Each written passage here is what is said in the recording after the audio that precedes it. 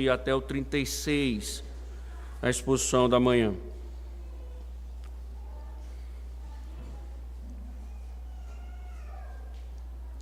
Êxodo 21, verso 12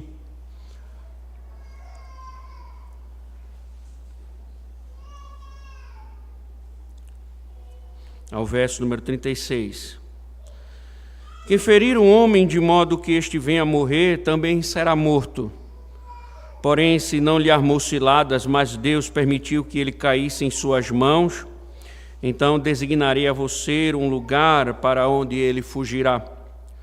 Se alguém vier maliciosamente contra o próximo, matando-o à traição, você deve tirá-lo até mesmo do meu altar para que seja morto. Quem ferir seu pai ou sua mãe será morto.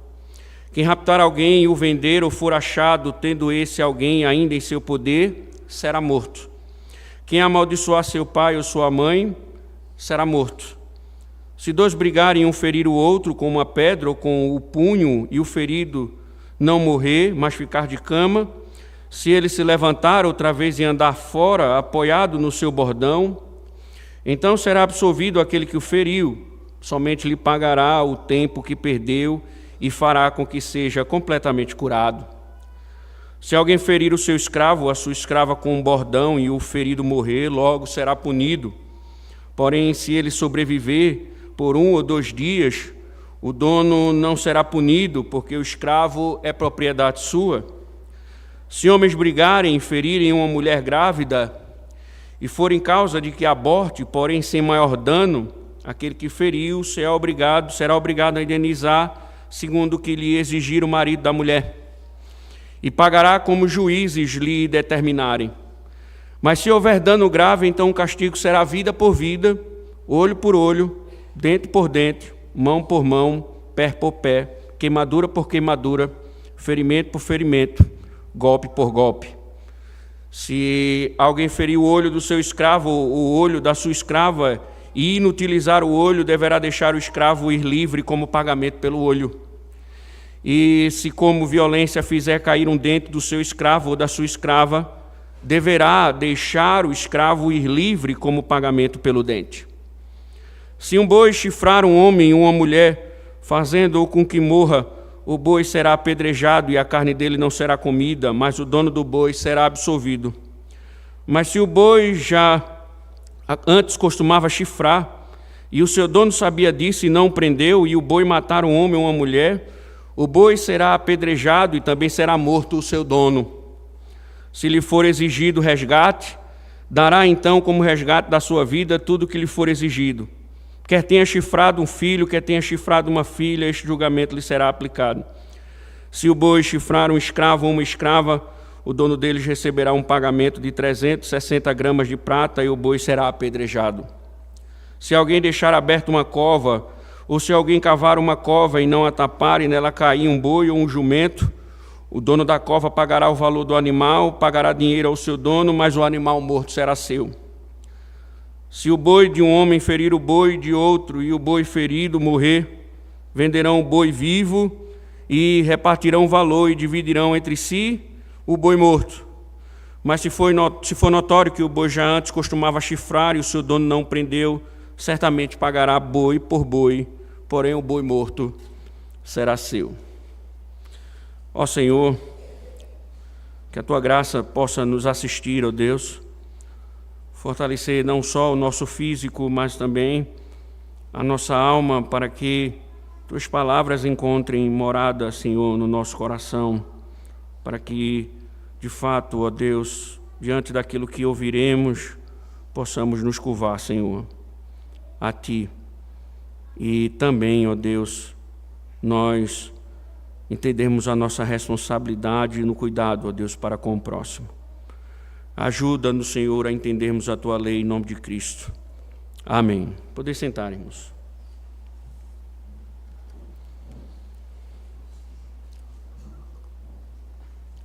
Assaltos, homicídios, sequestros, enfim, todos os dias alguém é vítima da violência no nosso país.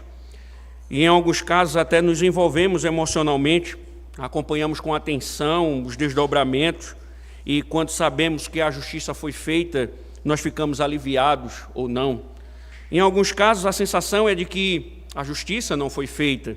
Na verdade, para muitos casos, a sensação que fica é de impunidade.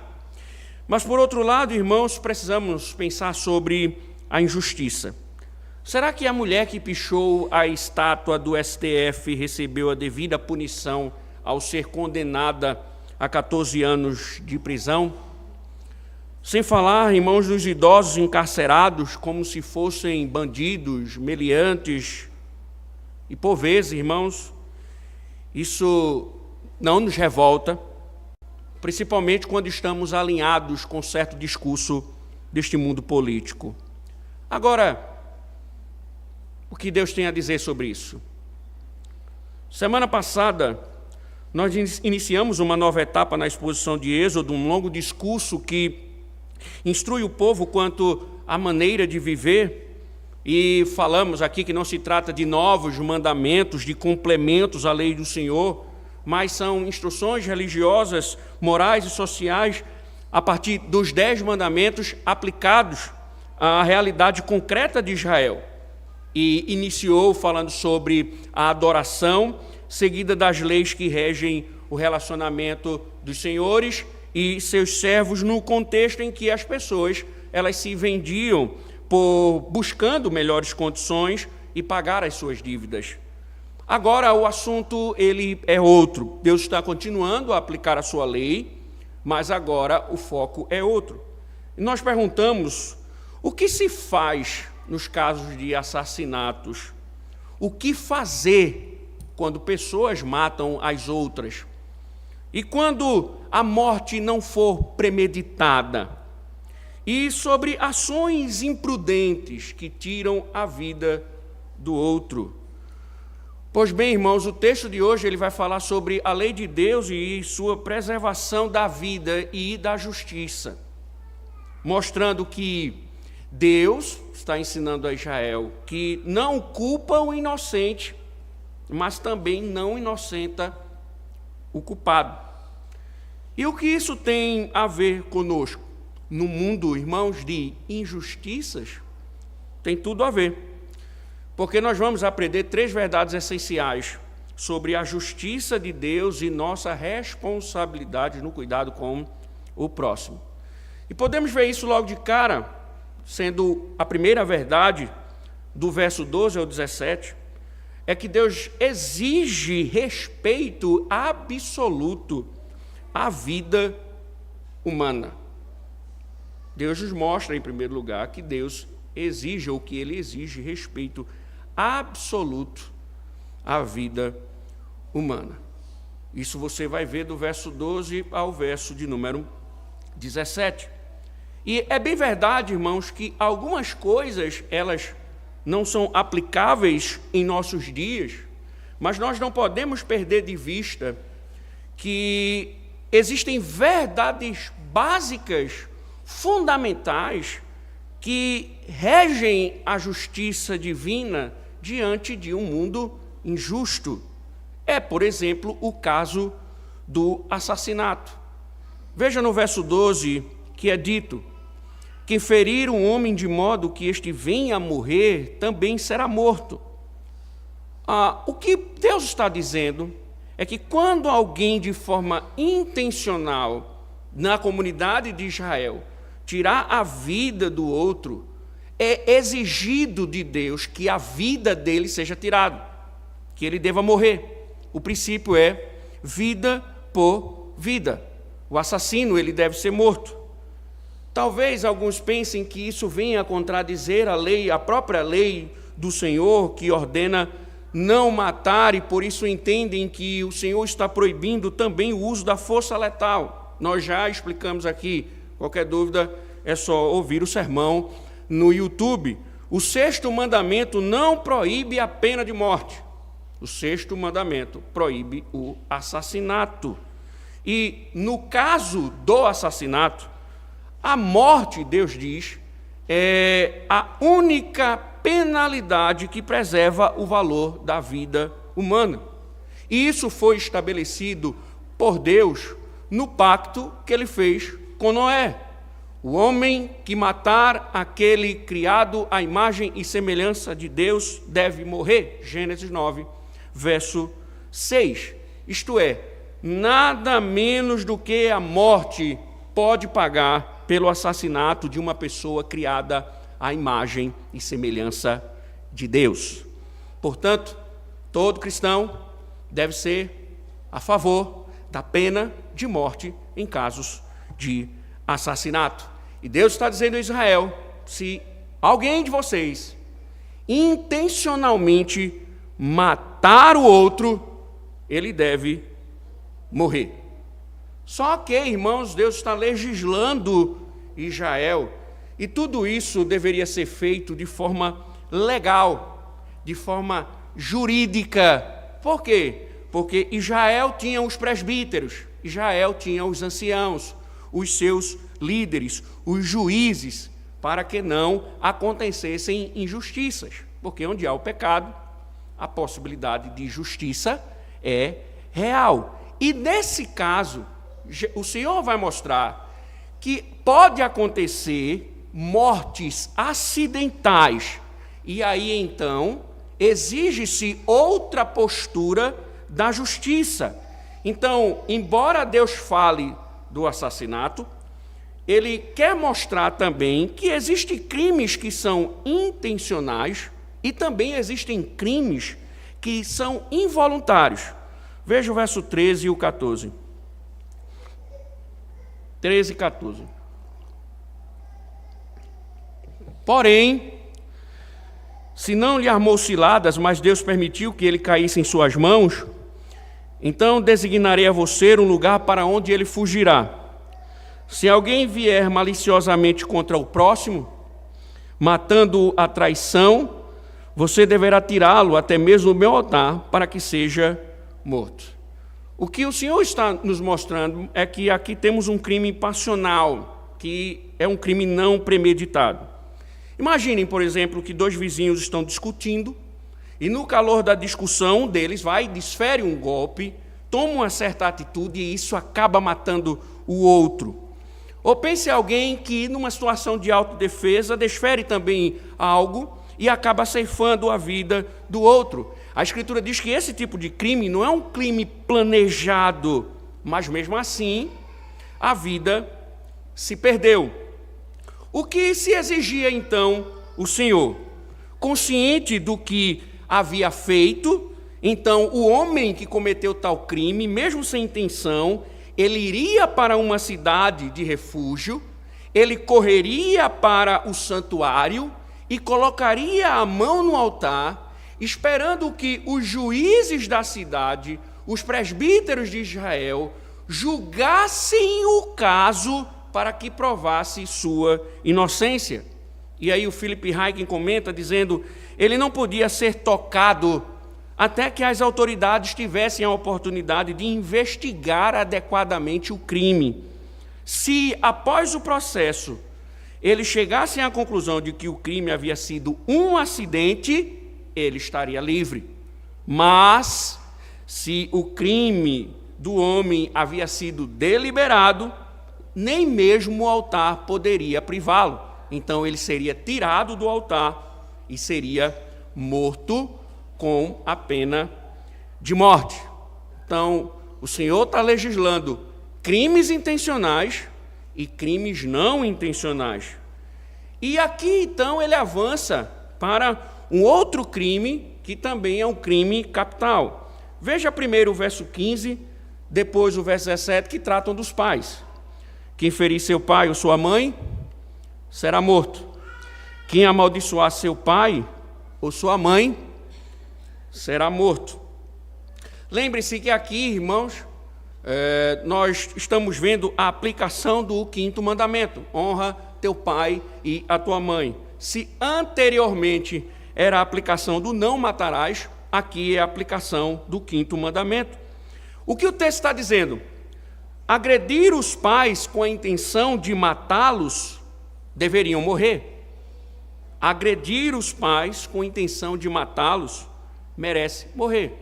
Então, não sei se vocês viram recentemente, eu vi ontem, acho que foi na Jovem Pan, não lembro, é que um filho, por causa de dívidas e uma situação aí decorrente, não lembro, matou a mãe, né? Esquartejou a mãe, se não me falha a memória. E pela lei de Deus, ele deve ser morto, ele deve morrer. E a lei também diz que amaldiçoar os pais também era digno de morte. Entendem, irmãos, quando fala em maldição aqui, a lei de Deus quer mostrar que é um ato, é mais do que um único ato de desrespeito. Trata-se de um repúdio, desprezar a autoridade dos pais. Então, quando a Bíblia diz se falarmos contra ele ou batermos nele, Deus vê isso como um grande pecado. Deus vê isso como um grande pecado. E aí o Philip Hayek comenta dizendo, se deixarmos de cuidar dos nossos pais, isso também é um tipo de maldição. E assim violamos a lei de Deus. E Deus exige que tais pecados, amaldiçoar os pais, tentar matar os pais, a lei de Deus, ela ordena que se mate. Outro crime capital tem a ver com a escravidão, verso 16. Lembre-se que o texto anterior falava sobre os escravos, os servos. E aqui ele volta a falar sobre, no verso 16, quem raptar alguém e o vender, ou for achado tendo esse alguém ainda em seu poder, será morto. Aqui, irmãos, o Senhor proíbe o comércio de escravos, o rapto humano, que viola o 8º mandamento. Intolerável que homens livres se tornem escravos obrigatoriamente. Lembre-se que, quando nós falamos do texto anterior, aqueles que se tornavam escravos ou servos faziam isso voluntariamente. Eles se colocavam nessa condição para melhorar de vida ou para pagar dívidas. Então, o que o Senhor está proibindo aqui é que alguém se torne escravo obrigatoriamente. Então, notem, irmãos, do verso 12, do verso 17, como Deus está regulando a vida de Israel, mostrando um respeito, ou exigindo um respeito absoluto à vida humana, porque ela pertence a Deus. E atentar contra a vida nas manifestações que ele aqui coloca, é atentar contra o próprio Senhor. Por isso, Deus se preocupou em legislar para que aqueles culpados de desrespeitá-las sejam julgados e condenados. Como temos valorizado, irmãos, a vida do próximo, em suas atitudes, palavras, relacionamentos, você reflete o valor que Deus dá à vida? O que Deus está nos ensinando, irmãos, é que nós devemos lutar contra toda forma de desprezo pela vida, pois essa é a vontade de Deus. É preciso lutar contra toda forma de violência que atenta contra a vida, principalmente em favor da pena de morte. Defender o direito de autodefesa. E não podemos cair na onda de que isso também é violência, porque qual é o princípio da autodefesa e qual é o princípio da pena de morte? É preservar a vida. E nós não podemos, irmãos, esquecer disso. Portanto, Deus está nos ensinando aqui e ensinando ao seu povo que é nosso dever defender a vida, pois o maior defensor dela assim o exige. Deus exige respeito à vida. Mas nem toda violência resulta em morte. Nem toda violência resulta em morte. Em alguns casos, as pessoas podem sair feridas. Então, qual é a responsabilidade daqueles que cometem tal ato? Como eles devem responder? As Escrituras mostram que deve haver compensação às suas vítimas. As vítimas deverão ser compensadas. Ou seja, com a linguagem bíblica, elas devem ter a devida restituição. O que Deus vai ensinar outro princípio. Se ele havia ensinado o respeito pela vida, ele agora está mostrando que existe uma responsabilidade pessoal no cuidado com o próximo, que vai do verso 18 ao verso de número 27. Então, comecemos com o primeiro caso. Veja o verso 18 e 19. Se dois brigarem e um ferir o outro com uma pedra ou com o punho, e o ferido não morrer, mas ficar de cama, se ele se levantar outra vez e andar fora, apoiado no seu bordão, então será absolvido aquele que o feriu. Somente lhe pagará o tempo que perdeu e fará com que seja completamente curado. Qual é a questão aqui do texto? É de alguém que resolveu uma disputa com violência. Ele partiu para a violência física, mas não matou. Mas a vítima ficou com sequelas. A vítima ficou ferida. Nesse caso, o Senhor disse, ele não tem que ser morto. Porém, se ficar com sequelas, é responsabilidade dele ajudar. Então, imagine que o cara que foi agredido e ficou com a sequela, ele vai deixar de trabalhar, ele vai deixar de arar a terra, ele vai ter perdas financeiras. Tendo perdas financeiras, ele automaticamente não tem condições de custear um tratamento. Então, o Senhor está dizendo, vai ter que pagar um salário para ele e vai ter que também custear todos os cuidados médicos necessários. Você vai ter que assisti-lo. Então, o que é que o Senhor está ensinando, basicamente? Que nós devemos aprender uma coisa: não recorra em disputas à violência física quando você estiver irado. E lembrem-se, irmãos, um princípio aqui é que irados nós somos capazes de cometer qualquer coisa, inclusive de atentar contra a vida do outro. Então, nós não podemos fazer ou pecar, agir, de forma a denegrir fisicamente o outro.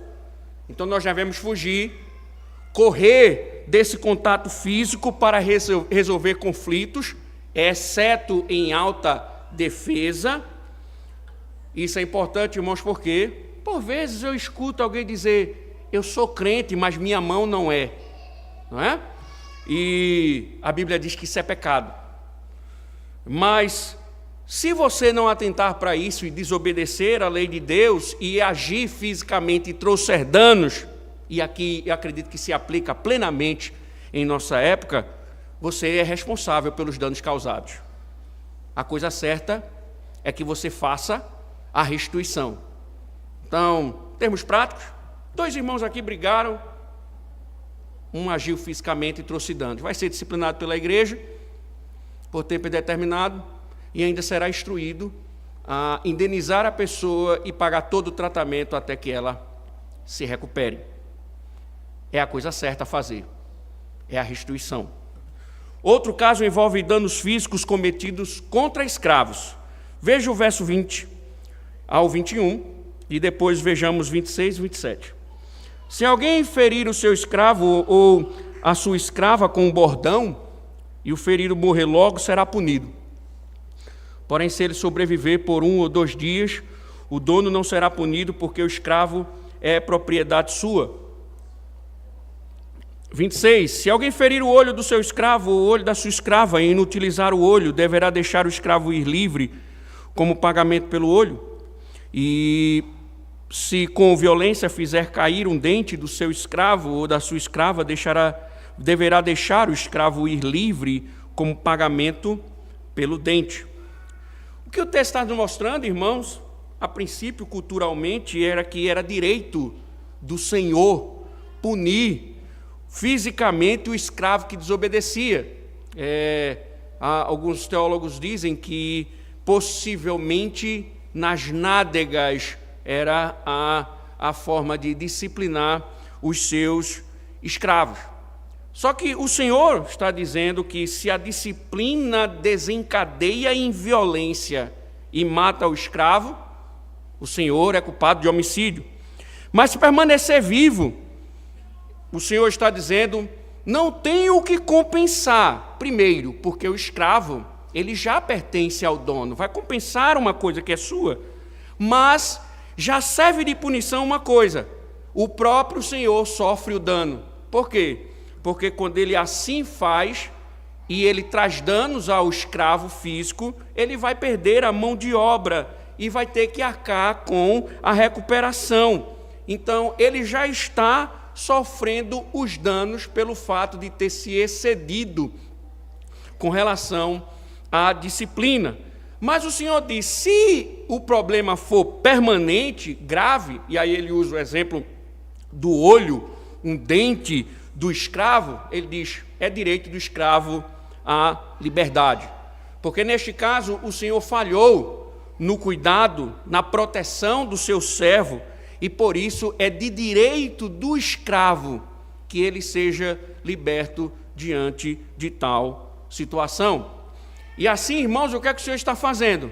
Deus está abolindo qualquer tipo de abuso físico dos escravos. Mas outro caso aqui chama atenção, veja o verso número 22. Se homens brigarem e ferirem uma mulher grávida e forem causa de que aborte, porém sem maior dano, aquele que feriu será obrigado a indenizar segundo o que lhe exigir o marido da mulher. Pagará como os lhe determinarem. O que o Senhor está dizendo aqui é que existem situações de conflito que terceiros acabam sofrendo violência. E o exemplo aqui é de uma mulher grávida que está sofrendo um golpe por causa de uma confusão que ela não tinha nada a ver, e ela acaba, quando diz assim, aborte, é que ela começa, devido ao que aconteceu, ela começa a entrar em trabalho de parto, trazendo risco à sua própria vida e à do bebê. E o que é que o Senhor disse? E se houver danos sérios a qualquer um dos dois, então aquele que causou merece ser tratado com justiça estrita, que é o que está no verso 23, que entrarei em mais detalhes no final. Veja, mas se houver dano grave, então o castigo será vida por vida. Mas, se as vidas forem colocadas em risco, mesmo sem resultado de morte, o que é que a lei dizia? O culpado deve pagar uma multa determinada pelos anciãos. Mesmo que não tenha morrido, mas trouxe danos, eles deveriam pagar uma indenização. Ou seja, era uma forma de cuidar dos fracos e vulneráveis numa situação em que ela sofre violência e que ela não tinha nada a ver com a história. Note, irmãos, desses versos, né? Como Deus requer responsabilidade pessoal no cuidado com o próximo. Como Deus requer responsabilidade no cuidado com o próximo. Então, entendam, isso nos mostra que acidentes não nos isentam da responsabilidade. Um homem que vai, pega o volante, dirige embriagado, ele não sentou no volante e disse, agora eu vou sair daqui e vou atropelar inúmeras pessoas. Mas ele atropelou, ou talvez até matou. É responsável. O pai que vai disciplinar o filho e com raiva disciplina de tal forma que não se torna mais uma disciplina, mas um espancamento, ele é responsável pelas suas ações, embora a sua intenção inicial não tenha sido espancar. Mas ainda, irmãos, que não haja intenção, você é responsável pelos danos causados. É isso que a lei de Deus está dizendo. Você falhou no cuidado com o próximo. Então você é responsável. Se você causou dano, você é responsável. Uma outra coisa interessante, não é? Porque fala aqui do bebê, né, ainda no ventre, e mostra que a Escritura entende que o feto é uma pessoa e merece nossa atenção. E a lei está dizendo que qualquer tipo de prejuízo a uma criança nascitura era visto como grave e pena de morte. Logo, eu não tenho dúvida, irmãos, e defendo. Quem pratica aborto é assassino. Quem defende também, e deve morrer.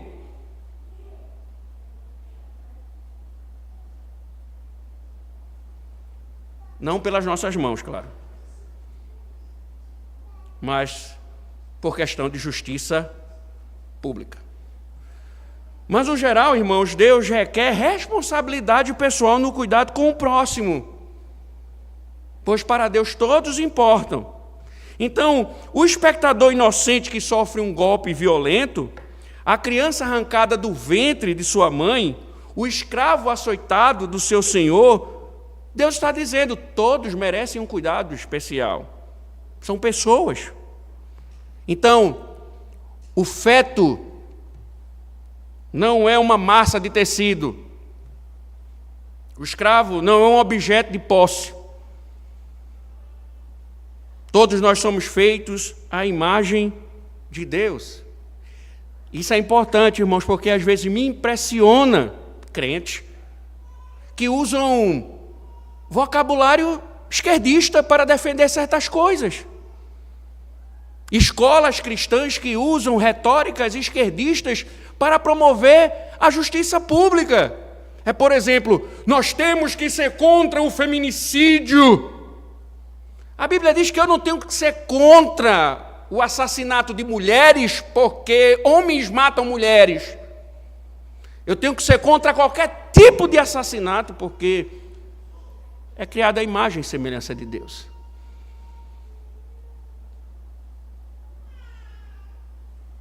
É engraçado, né?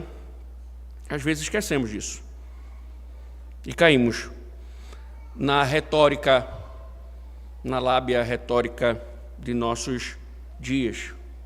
Porque a Bíblia está dizendo, irmãos, é que todos nós precisamos de proteção e todos nós precisamos proteger uns aos outros. Seja homem, mulher, criança, bebê, feto, servo, empregado, todos nós precisamos proteger uns aos outros. E o Senhor está dizendo, sempre que alguém sair prejudicado, quando se falha, justiça deve ser feita. Automaticamente, irmãos, nós aprendemos mais um princípio, o último, que Deus vai e exige reparação por danos e cuidado preventivo. Do verso 28 ao 36, nós podemos ver isso. Veja a princípio 28. Se um boi chifrar um homem e uma mulher, fazendo com que morra, o boi será apedrejado e a carne dele não será comida, mas o dono do boi será absolvido. Veja como o Senhor está mostrando, né? Aqui são atitudes negligentes, que às vezes danos e mortes acontecem por falta de cuidado. E aqui ele começa com os animais. Animais que podem atacar, né? Como se percebe, o animal, como a lei diz, que ataca uma pessoa e a mata, precisa morrer. O princípio que se aplicou ao assassino. Animal atacou, matou, vida por vida. Mas o Senhor diz, o dono não deve ser punido, pois ele não tinha como prever o que iria acontecer. Ele não tinha como prever. Mas essa situação, ela muda quando o dono já tinha sido avisado quanto a isso. Veja o verso 29 ao 32. Mas se o boi já estava acostumado a chifrar, e o seu dono sabia disso e não o prendeu, e o boi matar um homem ou uma mulher, o boi será apedrejado e também será morto o seu dono. Se lhe for exigido o resgate, dará então como resgate da sua vida tudo o que lhe for exigido, que quer tenha chifrado um filho, quer tenha chifrado uma filha, este julgamento lhe será aplicado. Se o boi chifrar um escravo ou escrava, o dono dele receberá um pagamento de 360 gramas de prata e o boi será apedrejado. Observe aqui, irmãos, o que o texto está dizendo. O animal já tem histórico. O dono é responsável. Eu ontem estava vendo, enviaram para mim, como alguns sabem, né, amigos que eu tenho, uma pitbull, minha menina, minha filha, né, eu sou pai de pet. Então, sempre quando tem um caso assim de violência com o pitbull, eles geralmente mandam para mim como se assim, olha, cuidado, tá? Cuidado. Mas a minha é santa, é diferente. Ela é descendente dos Conde de Médici.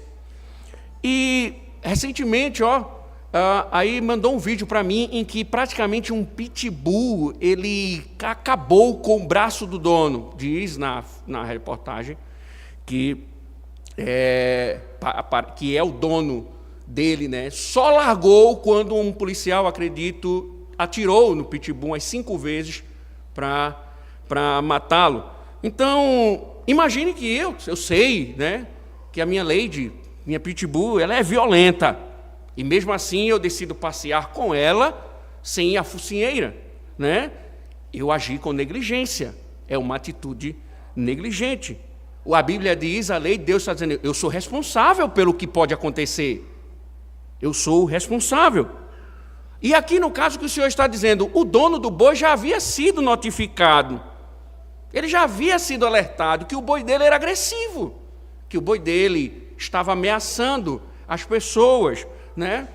E ele fez pouco caso. Manteve o animal solto, fora das rédeas, e isso fez dele o responsável. Mesmo sem intenção de cometer o crime, ele é acusado de homicídio. Ele deve responder por isso. Deve morrer. Irmãos, veja como a lei de Deus, né? É impressionante. Eu lendo esses textos, a minha preocupação é tentar transmitir de uma forma que todos compreendam, e os detalhes são enriquecedores, porque olha a preocupação de Deus, até com os animais que nós criamos. Veja como a lei de Deus abrange toda a nossa vida, que Deus tem preocupação até com os nossos animais, como nós criamos os animais. Por quê? Porque se você cria algum animal, e pitbull, cachorro, seja lá o que for, né? Você sabe dessa responsabilidade. Se ele causar dano a alguém, a culpa é sua. Por quê? Porque para a lei de Deus você poderia ter impedido o acontecimento. E para a lei de Deus não adianta, eu não sabia, nós não tínhamos ciência dessa possibilidade. E o pior, que no caso da negligência, quando se sabe, é pena de morte. É pena de morte. Então Deus diz, cuidado, né? Porque você será responsável. Mas o interessante é que a lei, ela também permitia misericórdia por parte da família da vítima, né? Então, o que acontecia? Alguém sofria o dano, morria. Então, o boi, né, minha pitbull, pulou o muro, dilacerou o vizinho. Pela lei de Deus, tenho que morrer. É minha irresponsabilidade. Mas aí, como se pode ver no final, quando se fala da escrava, eu não quero que ele pague com a vida. Eu não quero que ele pague com a vida. Eu quero que ele me restitua. Então, a família decide, eu não quero que ele morra. Eu não quero que ele pague com a vida. Eu quero uma indenização. Eu quero uma indenização proporcional ao crime cometido. Ele vai ter que me indenizar, né? E na proporção do que? O que é a proporção disso? É que imagine que for um filho. Então, é uma retribuição conforme o filho. Mas imagine que for o marido. Imagine que é o patriarca do lar, que alimenta o lar, que traz a renda, que cuida da família. Então, isso é proporcional à pessoa que morreu. Então, veja, irmãos, uma indenização proporcional ao valor da vida tirada. Isso nos mostra que A lei vê como correto, por exemplo, indenizar pessoas quando a morte é causada por negligência.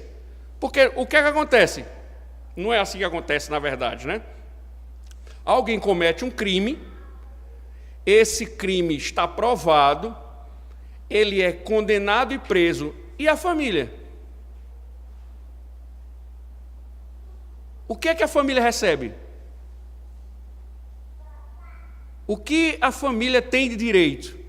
Só a justiça de prendê-lo? A Bíblia diz, não, a família, ela também precisa ser reparada. Ela precisa ser reparada. E aí, por fim, irmãos, as duas últimas leis tratam de danos a animais. Agora não é mais danos causados, né, pelos animais, mas agora danos a animais. Veja o 33 e o 36.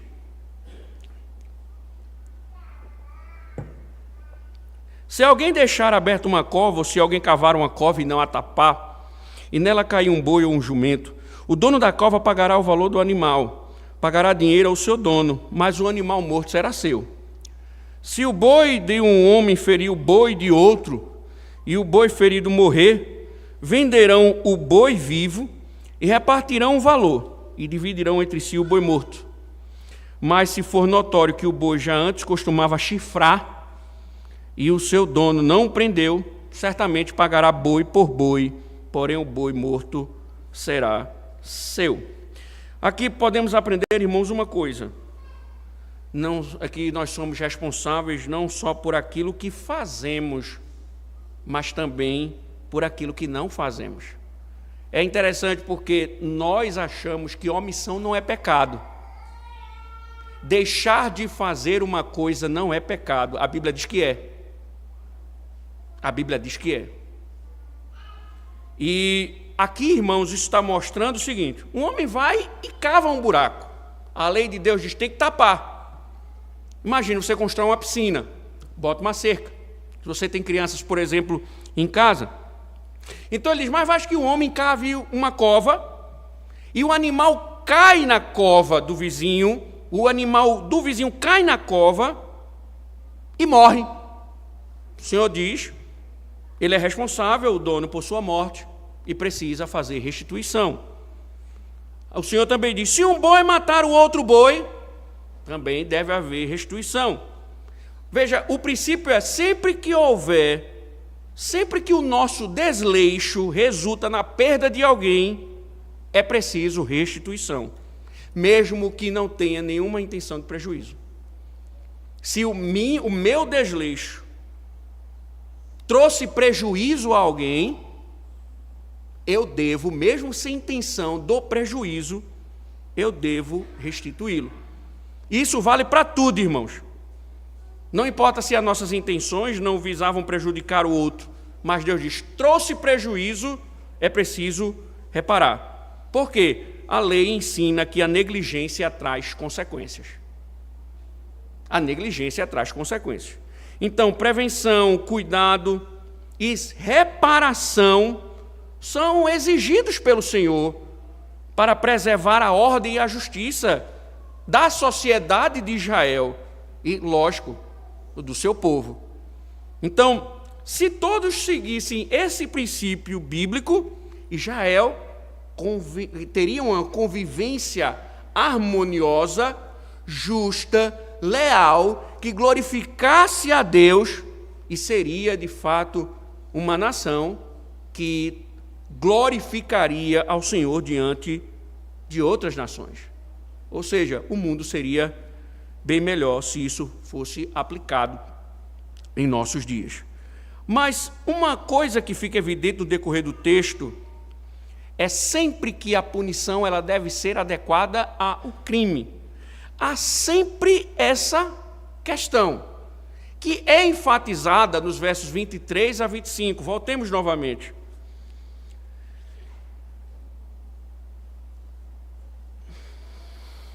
Mas se houver dano grave, então o castigo será vida por vida, olho por olho, dente por dente, mão por mão, pé por pé, queimadura por queimadura, ferimento por ferimento, golpe por golpe.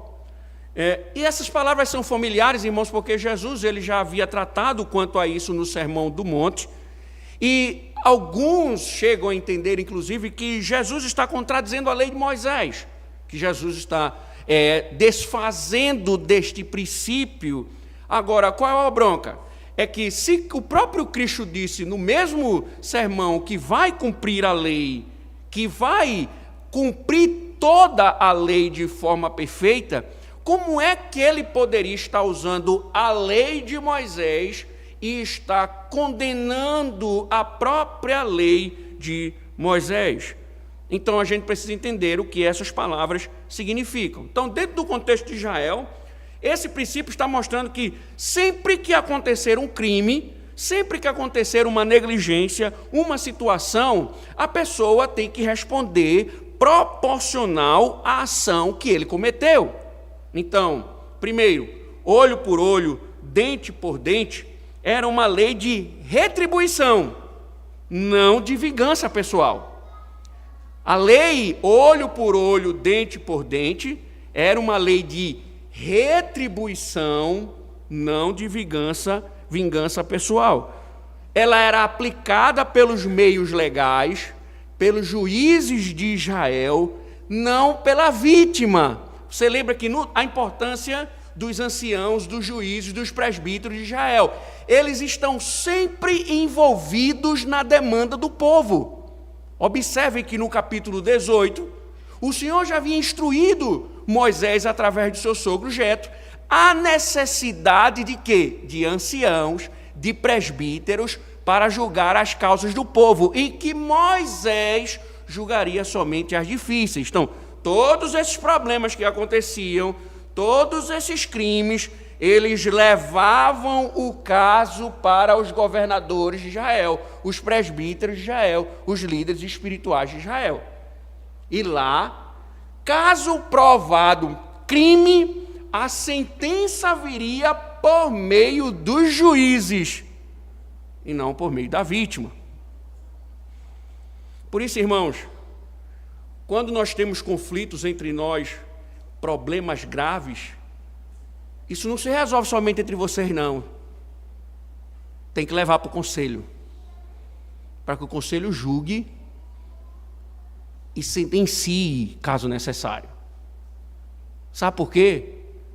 Porque no meio do povo tem governo. O povo de Deus tem governo. Vocês não resolvem a causa de vocês sozinhos, não. É preciso, por vezes, levar aos presbíteros da igreja. Aprendam isso. Mas o olho por olho não é vingança, é restituição. Em segundo lugar, todo o mecanismo usado por Deus na estrutura da sua lei está mostrando que tem que ser uma punição justa. Tem que ser justa. Por que é importante? Porque eu, você, nós temos a tendência de exigir muito mais do que se deve pagar. Nós gostamos de exigir muito mais daqueles que nos machucam. Queremos que eles sofram muito mais do que o nosso sofrimento. O Senhor diz, não, tem que ser justa proporção. Tem que ser adequada ao crime. Logo, irmãos, como essa lei era aplicada? Matou, morre. Matou, morre. Se não tinha intenção, for provado que não tinha intenção, então será absolvido. Mas e quanto ao olho por olho e dente por dente e todo o resto? Jesus não estava dizendo que a gente deveria mutilar uns aos outros, porque falamos basicamente, isso era uma forma de compensar na proporção do delito cometido. Veja, olho por olho, dente por dente. Então, era para que as coisas acontecessem, a compensação acontecesse na proporção do delito. Olho é olho, dente é dente. Não é olho por dente, nem dente por olho. É olho por olho, dente por dente. Então, alguns danos físicos, eles eram compensados por pagamento à vítima na proporção do delito. Ou seja, o que nós chamamos, essa lei aqui, ela é conhecida como a lex talionis, ela não era uma lei de retaliação, mas uma lei de compensação. Causou a dor, compensação proporcional era concedida. Por que isso é importante? Porque na época de Jesus, irmãos, essa interpretação ela estava errada ou distorcida, melhor dizendo. Os judeus estavam dizendo que a lei ela estava exigindo justiça estrita, sem espaço de misericórdia. Olho por olho, eles diziam, e nada além disso.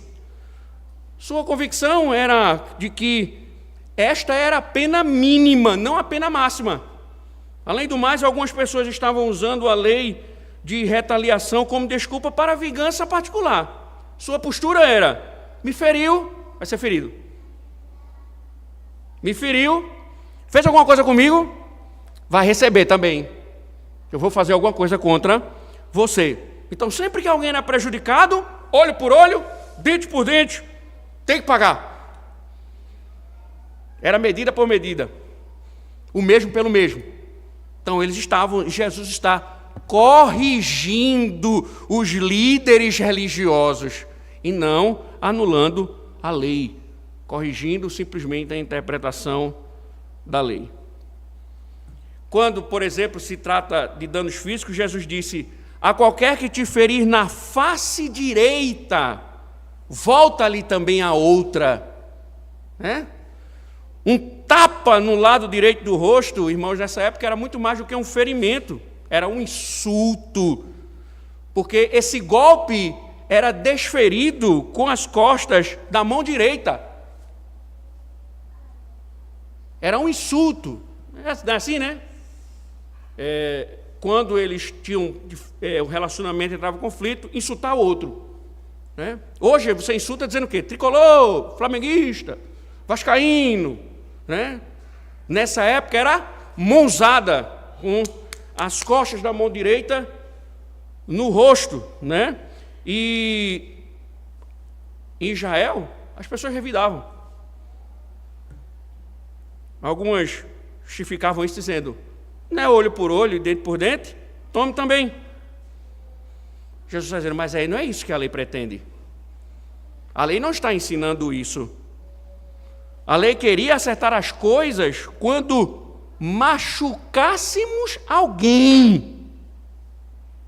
Não se tratava de receber o que merecemos quando alguém nos machuca. Curiosamente, irmãos, há também o que chama a atenção diante disso, veja, é que a lei ela está mostrando, entendam, a minha responsabilidade. Não percam isso de vista. A instrução que nós estamos vendo é que o Senhor está me instruindo, lógico, eu tiro princípios também para o outro, mas a instrução é dada a mim quando eu cometo o delito contra o outro. E isso nós esquecemos. Nós não citamos olho por olho e dente por dente quando erramos. Quando os outros nos agridem, nós dizemos, sou crente, mas minha mão não é. Quando nós agredimos os outros, nós não dizemos o mesmo. Nós esperamos dos outros que a mão dele seja crente. Nós esquecemos, irmãos, e por isso ela só serve para punir os outros. Jesus está dizendo, essa interpretação ela está invertida, ela está falando sobre sua responsabilidade. O que ele está dizendo é, não se preocupe com relação aos outros, se preocupe com o que você está fazendo, e eu exijo justiça. Que você aprenda, o Senhor está dizendo, a acertar as coisas e fazer tudo o que eu exijo. Mas quando alguém nos prejudica, Não precisamos insistir numa justiça estrita. Por quê? Porque um dos princípios da lei é que é possível usar de misericórdia também. É possível não querer que ele morra. A lei quer apontar isso também. É possível que eu não queira que ele pague com a própria vida quando cometa o crime. É possível perdoá-los de suas atitudes. E é para isso, irmãos, que Jesus nos chama, porque foi isso que ele fez. Ele sofreu todos os insultos, ferimentos, a caminho da cruz. Aí, imagine, ele exigiu ferida por ferida, machucão por machucão, bofetada por bofetada. Foi isso que ele exigiu? Não. Isaías registra suas palavras no capítulo 50, verso 6, dizendo assim: ofereci as costas aos que me batiam e o rosto aos que me arrancavam a barba. Não escondi o rosto dos que me afrontavam e cuspiam em mim. E quando morreu na cruz pelos pecados, ele orou: Pai, perdoa-lhes. Portanto, irmãos, quando Jesus fala da lei, pede que abramos mão do nosso direito de obrigar as pessoas a pagarem pelos que nos fizeram.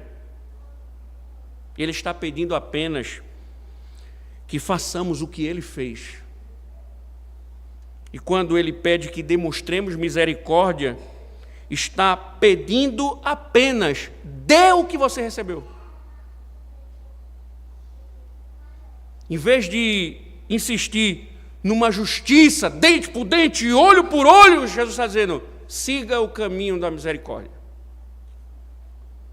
Ele perdoou nossos pecados e nos concedeu a dádiva gratuita da vida eterna por meio da fé em Jesus Cristo. Então, Jesus está dizendo: seja misericordioso. Isso tem implicações, irmãos, profundas. Tinha, na verdade, para Israel, e tem muito mais para nós que conhecemos a misericórdia. Isso, claro, tratando os conflitos que temos uns com os outros. Quando alguém te fere, o que você faz? Quando alguém nos fere, o que devemos fazer? Quando alguém nos maltrata, revidamos? Olho por olho, dente por dente. Não pode sair impune. Tem que pagar o que fez. Por exemplo, irmãos, de Cristo, devemos buscar vingança ou demonstrar misericórdia? Vocês, filhos, quando crianças brigam na escola, o que é que Cristo espera de vocês? Que vocês revidem, briguem com os coleguinhas, xinguem os professores ou usem de misericórdia? Vocês, jovens, também. O que é que Deus espera? Irmãos, se fosse mesmo aplicado olho por olho e dente por dente, aqui teríamos muitos aleijados, muitos cegos, amputados, banguelos, sem joelho, sem dedo, sem mão, sem orelha, sem língua. Mas, irmãos, ao recebermos misericórdia, Cristo espera que possamos demonstrar misericórdia aos outros. Claro, irmãos, volto a dizer, isso não significa dizer que assassinos não devem morrer. que justiça não deve ser feita. A lei não está dizendo isso. Mas diante de uma sociedade em que a retaliação era natural, o Senhor está dizendo: deixe comigo o devido julgamento e sirva pratos de misericórdia. Porque já pensou se Deus não fosse assim com você?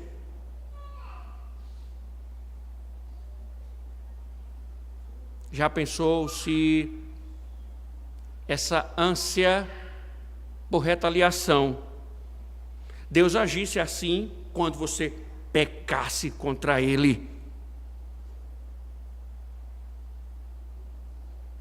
Já pensou se Deus retribuísse conforme suas ações? Já pensou se Deus dissesse: a partir de hoje, a partir de meio-dia, quando vocês saírem daqui, cada ação praticada retribuirei conforme? Alguns eu tenho certeza que não voltariam à noite.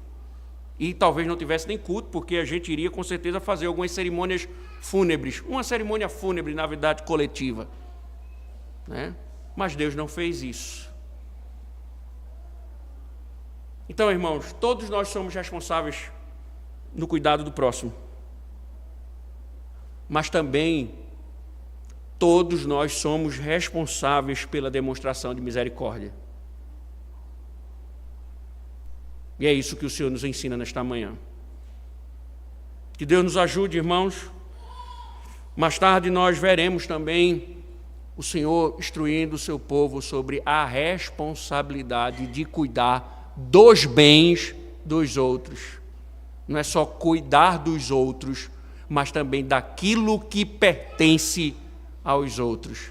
Então, por exemplo, veremos à noite um crente que defende grupo terrorista que invade terra, ou ele é descrente, que eu acredito nessa primeira possibilidade, ou ele é muito ignorante. Ou é um crente esquerdista, ou ele é um ímpio, e por isso que ele não entende o Evangelho, ou ele é muito ignorante biblicamente. Eu prefiro acreditar na primeira. Oremos. Obrigado, Senhor, pelas tuas palavras, pelo teu favor sobre nós. Rogamos, ó Deus, que alimente nossos corações com as tuas verdades, Senhor, diante daquilo que aprendemos, diante da nossa responsabilidade, Senhor, de cuidar dos outros. Ó Deus, da nossa irresponsabilidade também, Senhor, no cuidado para com os outros. Ajuda-nos, Senhor, a servirmos verdadeiramente o teu Evangelho em nome de Cristo. Amém.